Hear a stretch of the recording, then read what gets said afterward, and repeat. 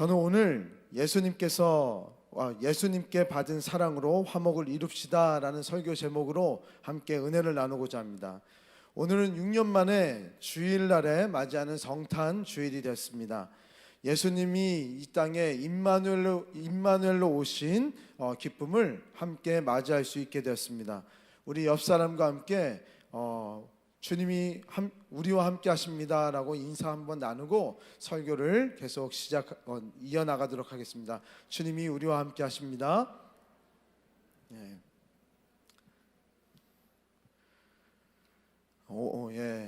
오늘 말씀은요, 예수님이 이 땅에 오신 후에 우리 성도들이 어떻게 달라져야 하는가, 우리가 예수님을 만난 후에 달라진 우리의 삶은 어떻게 살아가야 되는가에 대한 말씀입니다. 우리가 삶을 살아가다 보면은 우리의 삶의 목적이 무엇인가에 대한 궁금증이 생길 때가 있습니다. 저의 삶에 비춰보면 제가 사춘기 때에 나는 이 땅에서 왜 존재하는가에 대해서 고민을 깊이 한번 한 적이 있어요. 나는 김철승인데 학교에서의 김철승은 그리고 교회에서의 김철승은 너무 다른 거예요. 내가 누군지 모르겠는 거예요. 그리고 내가 왜 이 땅에서 무엇을 하며 살아가야 될지를 몰라 할 때가 있었어요. 그래서 누나들한테 그리고 친구들한테 형들한테 가서 나는 내가 누군지 모르겠다고, 내가 무엇을 해야 될지 모르겠다고 얘기한 적이 있어요. 그리고 목사가 됐을 때도 무엇인가 집중해서 일을 할 때 막 열심히 하나님 영광 위해서 일을 하고 있는데 어느덧 갑자기 문득 내가 일만 하려고 이 땅에 왔나? 내가 왜 지금 무엇을 하고 있지? 갑자기 멍해질 때가 있었어요. 우리 성도님들도 갑자기 무엇인가 몰입을 깊게 하면서 일을 할 때 내가 무엇을 하고 있지? 나는 이 땅에 왜 왔지? 라고 생각이 들 때가 혹시 있으셨습니까? 대부분 인생에서 나는 인생에 왜 이 땅에 존재하고 있는가에 대해서 한 번씩은 다 고민하며 나는 무엇을 이 땅에서 남기고 살아가야 되는가에 대해서 고민은 한 번씩 다 했었을 거예요. 우리는 이런 생각이 들 때 우리가 기억해야 할 성경 구절이 하나가 있습니다. 그것은 우리가 다 암송하는 구절이야. 요한복음 3장 16절입니다. 하나님이 세상을 이처럼 사랑하사 독생자를 주셨으니 이는 그를 믿는 자마다 멸망치 않고 영생을 얻게 하려 하심이라. 이 말씀을 기억하며 하나님의 말씀에 사랑을 느꼈던 성경의 많은 인물들인 우리와 다른, 세상과 다른 삶을 살아가게 되었습니다. 하나님의 사랑을 깊게 체험했던 성경의 많은 인물들은 정말 이 세상의 다른 가치관과 다른 하나님의 가치관을 가지고 살아갔다는 거예요. 특히나 오늘 이 고린도 후서를 쓴 사도 바울은요, 오늘 이 17절의 말씀에서 이런 말씀을 하고 있습니다. 그런즉 누구든지 그리스도 안에 있으면 새로운 피조물이라. 이전 것은 지나갔으니 보라 새 것이 되었도다라고 말씀하고 있어요. 예수님의 사랑을 깊이 체험했더니만, 예수님을 만났더니만, 예수님이 이 땅에 오셨더니만, 그 사실을 내가 체험하고 알았더니만 이제 나는 이전과 다른 삶을 살았다는 거죠. 왜요?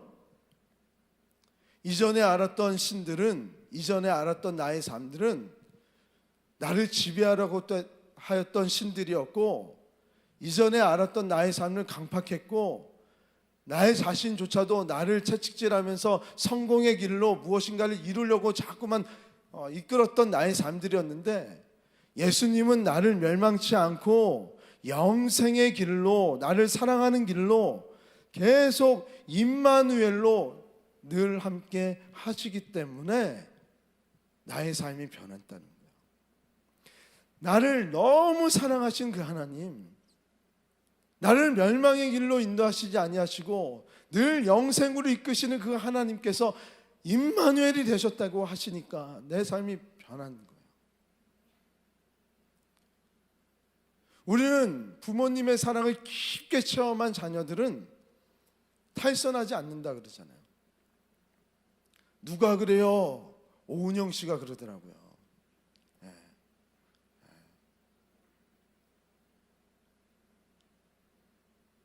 그리고 저도 우리 아내를 사랑인 줄 잠깐 뭐 착각했다 그러면 상처받을 것 같고, 그래서 결혼을 해 사랑으로 알고 결혼을 해서 이전과 다른 삶을 살고 있잖아요. 하나가 둘이 돼서 지금 5이 됐어요. 결혼 전의 삶을 꿈꿀 수가 없어요.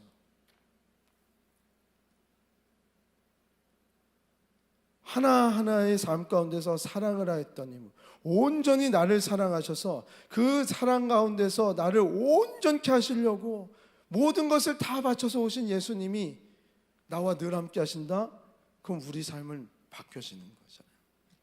바울은 그 온전한 사랑을 받아서 그 삶이 새롭게 됨을 이야기하고, 그런데 바울의 삶은 그것만 이야기하는 게 아니에요.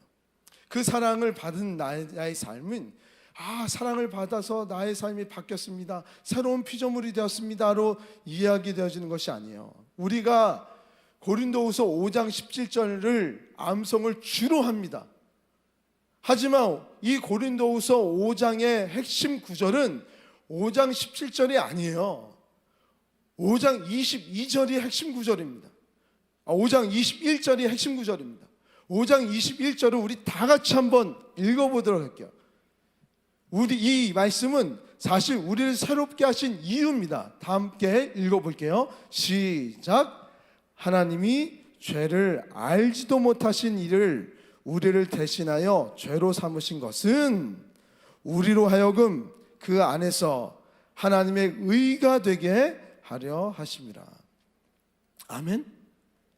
죄를 알지도 못하신 이를 우리에게 보내신 그 사람 누구예요? 예수님. 오늘 이 땅에 오신 날짜는 큰 의미가 없죠. 진짜 25일 날 온 건 아니라는 거 우리 너무나도 잘 알고 있잖아요. 그 오심을 기념하는 우리들이죠. 예수님의 오심을 아무 죄 없는, 죄를 알지도 못하신 이가 예수님이 우리를 위해서 죄를 지신 이유는 뭐예요?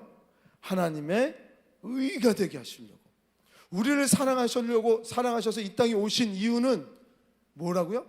하나님의 의가 되게 하시려고. 하나님께서는 그 하나님의 큰 뜻, 하나님의 의가 되게 하려는, 우리를 통해서 하나님의 의가 되게 하시려는 그 하나님의 큰 뜻을 이루시려고 예수님을 십자가에서 죄와 트레이드를 한 거예요. 얼마나 가슴이 아팠겠습니까? 자신의 아들을 내어주기까지 그 죄와 트레이드를 해서, 교환을 해서 우리를 죄에서 구원해 주신 그 이유가 하나님의 의를 이루시기 위함이라 그러는데, 그게 하나님의 꿈이라 그러는데, 그것이 우리의 삶의 목적이 되는 거잖아요. 저와 우리 성도님들의 삶의 목적은 하나님의 의가 되기 위해서 이 땅에 존재하는 사람이에요. 믿으십니까? 우리는 그 의를 이루는 거예요. 사람들은 그래서 저스티스에 대해서 굉장히 갈망을 하고 있잖아요. 공정에 대해서, 의에 대해서, 정의가 무엇인지에 대해서 알고 싶어 하잖아요. 그 정의에 대해서 정말 조금이라도 알고 싶어서 책을 그렇게 많이 보고 그거에 대해서 탐구를 하잖아요.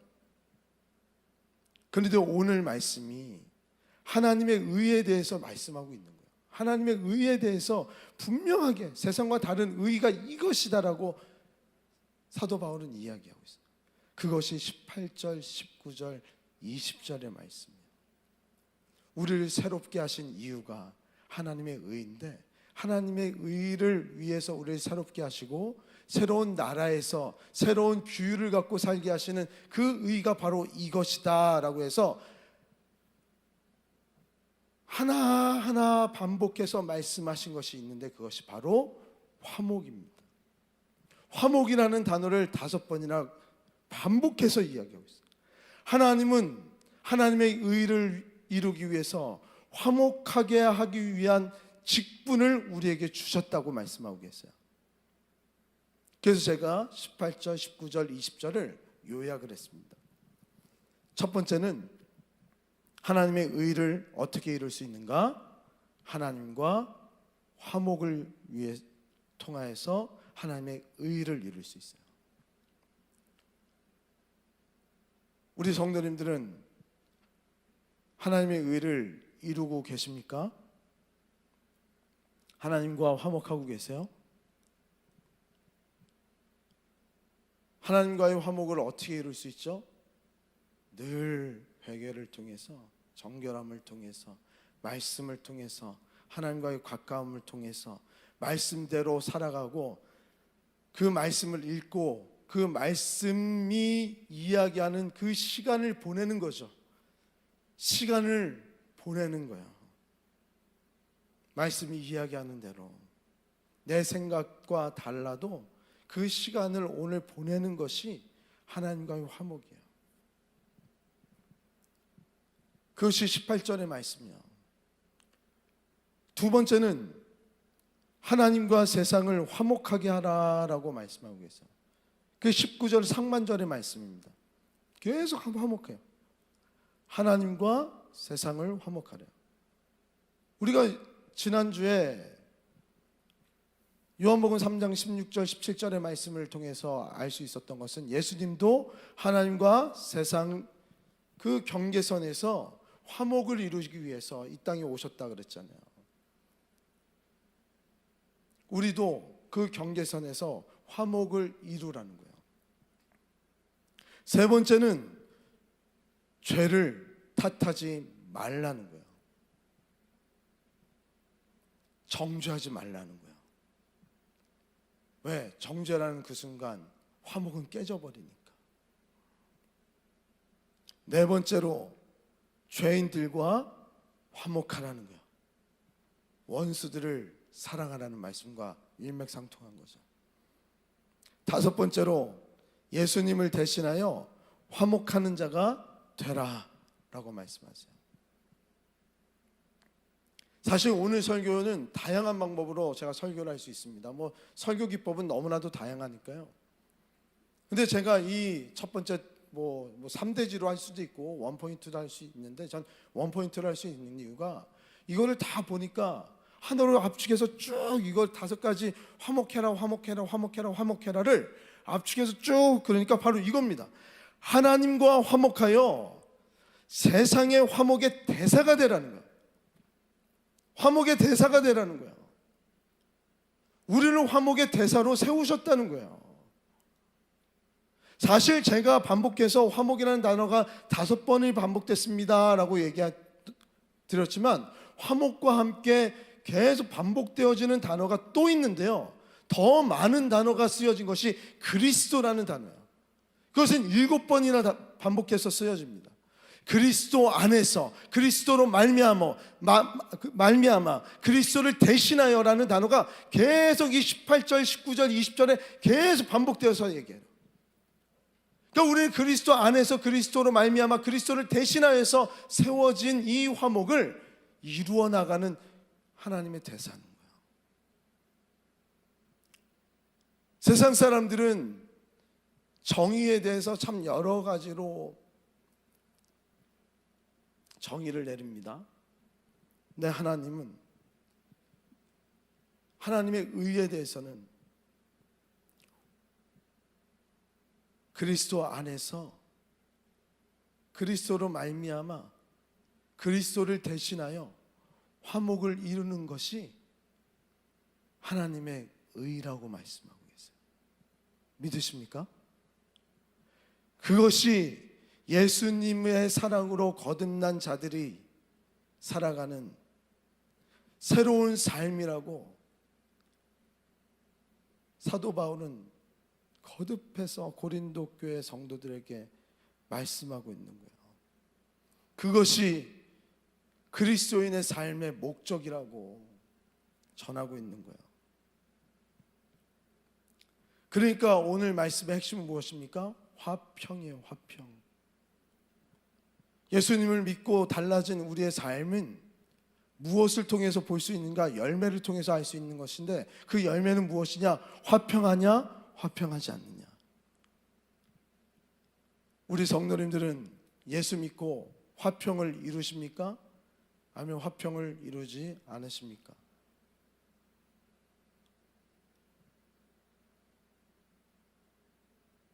제가 질문 하나 할게요. 우리 성도님들이 지금 부부가 같이 앉아 계시는 분들이 참 많은데요, 뭐 결혼하지 않으신 분들도 제가 질문 다 할 거예요.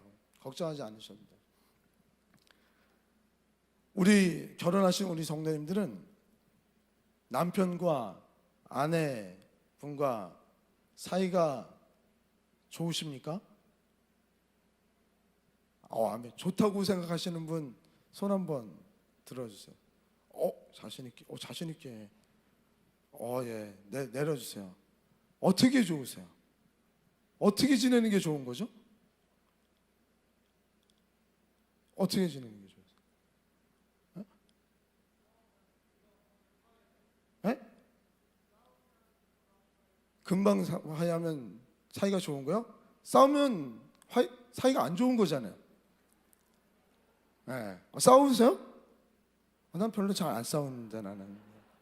예. 믿거나 말거나 하지만. 예. 예. 그래도 손 많이 들으세요. 싸우면 잘 화해하는 것도 사이 좋은 거죠. 사이 좋은 거의 개념은 무엇인지 다 다를 거예요. 다 다를 거예요. 부모님과의 사이 좋으세요, 나쁘세요? 상사와의 사이, 자녀와의 사이, 독일어로 에모흐 하죠. 저는 웃기려고 하면 안 웃겨지더라고요, 이게. 참.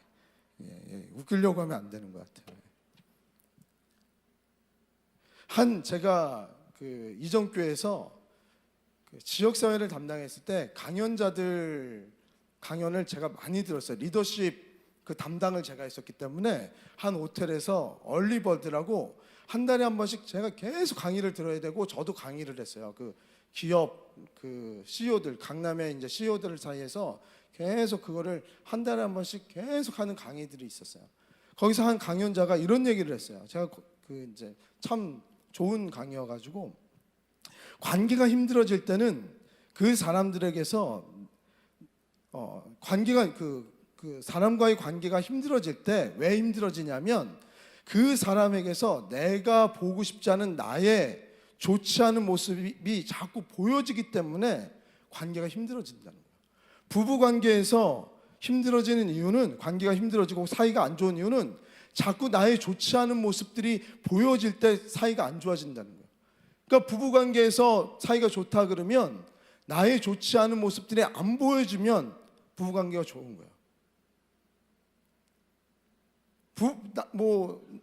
남편과 아내, 자녀와 부모, 그게 닮을수록 안 좋은 게 많이 보이겠죠.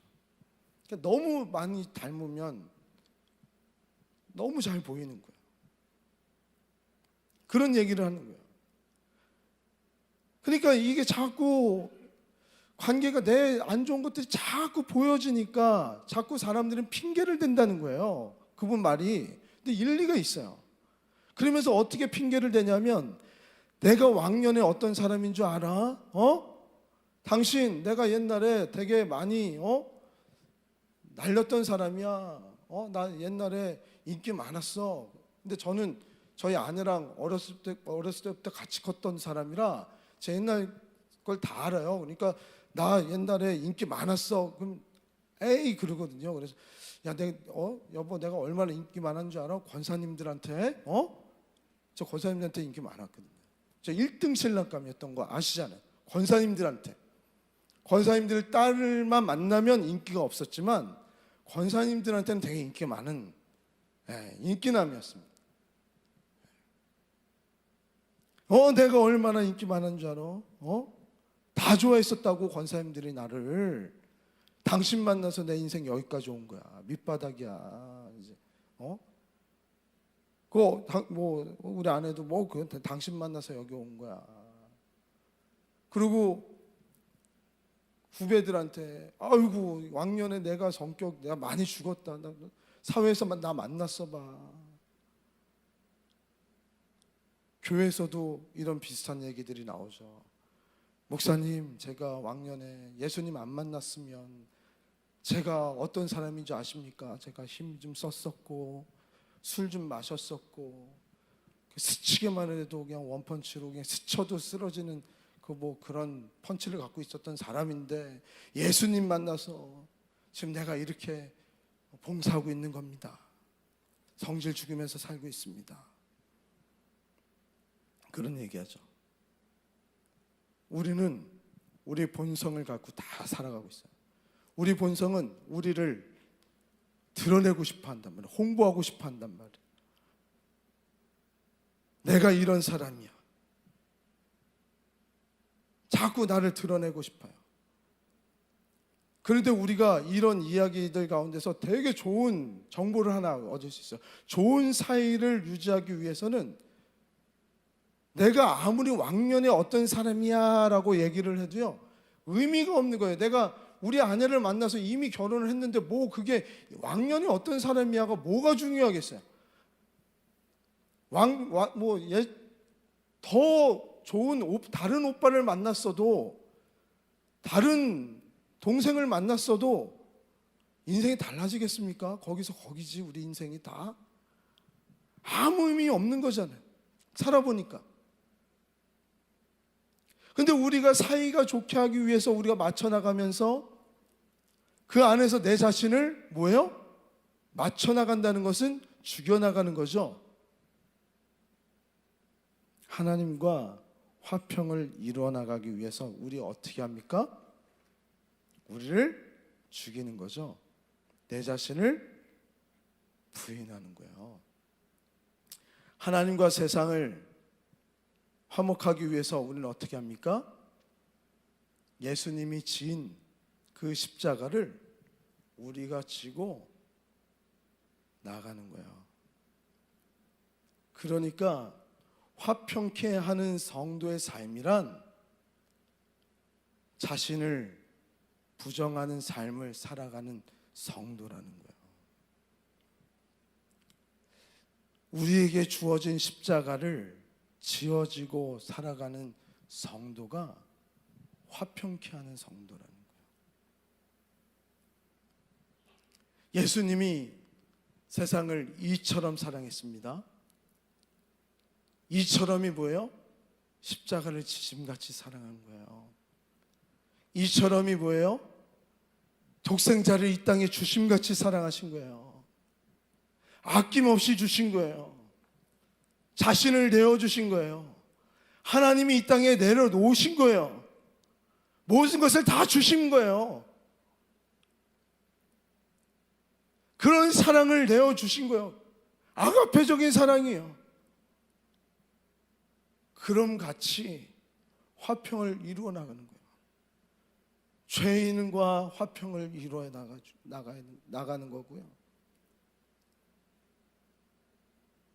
세상과 화평을 이루어 나가라는 거예요. 그런데 우리는 죄인들과 같이 있고 싶지 않아 하고요. 우리가 조금만 다르면 우리는 자꾸 피해가는 거예요. 우리끼리만 자꾸 이렇게 모이길 원하는 거예요. 저는 이런 모습들이 우리 가운데 있기를 원하는 거예요. 있기 원치 않는 거예요. 사실 사도 바울이 이런 이야기를 한 이유가 있습니다. 고린도 교회가 사실은 굉장한 혼란과 무질서 속에 빠져 있을 때 지금 사도 바울이 이런 얘기하고 있는 거예요. 당시에 사도 바울을 외부에서요 고린도 지역에서 굉장히 비판을 했습니다. 그 비판의 목소리가 굉장히 거셌습니다. 바울을 향해서 어떤 사람 뭐라고 비판을 했냐면 열정이 너무 많아, 뭐 많아. 그리고 온전한 사람이 아니야. 그래서 미친 자, 제가 미친 자라고 했지만 더 심한 말을 했겠죠. 미친 사람이야. 그 이야기가 13절에 나타나 있어요. 5장 13절에 미친 사람이야 라고까지 할 정도로 거센 이야기로 사도 바울을 비판을 했었어요. 근데 이 비판은 그냥 사도 바울에게만 있었던 것이 아니라요, 함께 하고 있었던 고린도 성도들에게까지 그 손가락질을 같이 하고 있었단 말이에요. 수많은 해로운 말들과 행동들을 서슴지 않고 사도 바울과 고린도 교회 성도들에게 계속 하다 보니까, 그런 상황 가운데 놓이다 보니까 고린도 교회 성도들이 흔들리기 시작했습니다. 정말 우리가 잘못 살고 있나 봐. 이건 뭔가 문제가 생기기 시작했나 봐. 두렵기 시작했어요. 그러면서 고린도 교회 성도들이 옛 습관, 옛 세상의 습관 그대로 육신의 삶을 따라가기 시작했고, 낡은 삶 그대로, 부패했던 생각 그대로 다시 회개하기 시작했습니다. 영광스럽지 못한 그 옛날의 습관에 예수님의 부활을 믿는 자가 되었지만, 그 부활의 기쁨을 다 갖고 있었지만, 이제 새로운 자가 되었지만 그 기쁨 가운데서 새로운 모습으로서의 삶을 살아가지 못하고 실상은 죽은 자로서의 모습으로 다시 회개하는 모습을 바라보면서 사도 바울은 그런 고린도 교회 성도들을 향해서 그리스도 안에 있으면 우리는 새로운 피조물이 되었다고, 이전 것은 지나갔으니 이제 새 것이 되어야 되지 않겠냐고, 그 절실한 마음을 가지고 외치고 있는 거야. 이제 화평케 하는 자가 되자. 화평케 하는 자가 되자.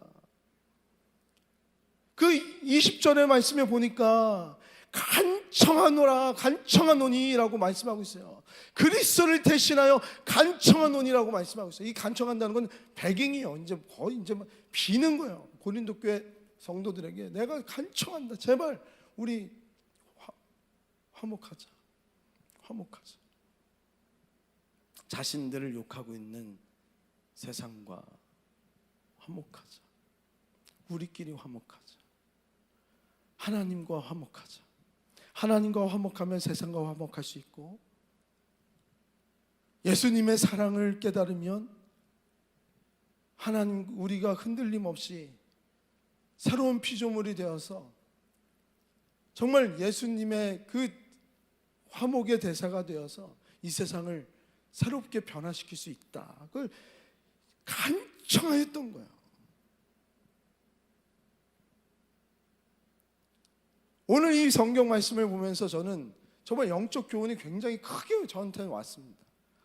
그러면서 저는 이제 우리 시은속 교회가 내년도에 새로운 울림, 복의 근원이 될지라라는 설교 제목, 우리 새로운 표를 가지고 계속 나갈 텐데요. 저는 이 새로운 울림, 복의 근원이 될지라 이 표가 좀 몇 년 계속 갔으면 좋겠다라는 생각이 있어요.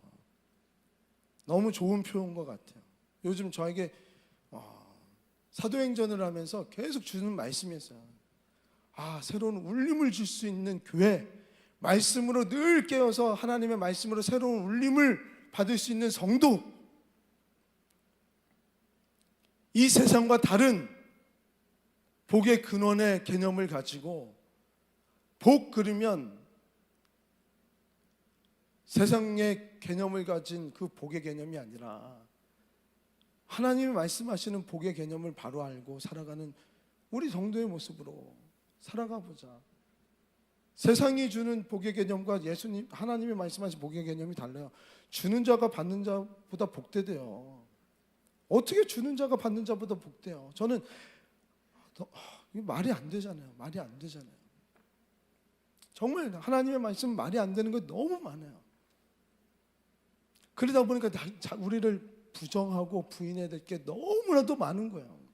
매 순간순간마다. 그러면서 우리는 이 말씀을 바라보면서 여전히 고린도 교회 성도들처럼 여전히 나의 속에 남아있는 부패한 죽은 지체의 모습과 같은 나의 모습이 보여지는 거야, 목회자로서. 오늘 우리는 예수님의 오심을 기념하며 영광스럽게 기뻐하며, 오늘 찬양도 너무 영광스럽게 찬양해 주셨고, 오늘 여진자매도 정말 자신이 가지고 있는 귀한 달란트를 가지고 몸으로 하나님 앞에 찬양을 드렸습니다. 앞으로 우리 시윤석교회는 더 다양한 방법으로 여기서 하나님께 영광 돌릴 일들이 많아질 것 같아요. 극단 광야도 오늘 저녁에 또 하나님 앞에 영광을 돌리고, 저는 예수님이 이 땅에 오셔서 사랑으로 화평케 하는 자로 이 땅에 오심 같이 우리 시윤석교회도 하나님과 세상 그 경계선 안에서 하나님의 화목을 이루는 일에 우리 시윤석교회가 귀하게 쓰임받는 도구가 되었으면 좋겠는 거예요. 시윤석교회가 고린도교회처럼 흔들리지 않았으면 좋겠어요.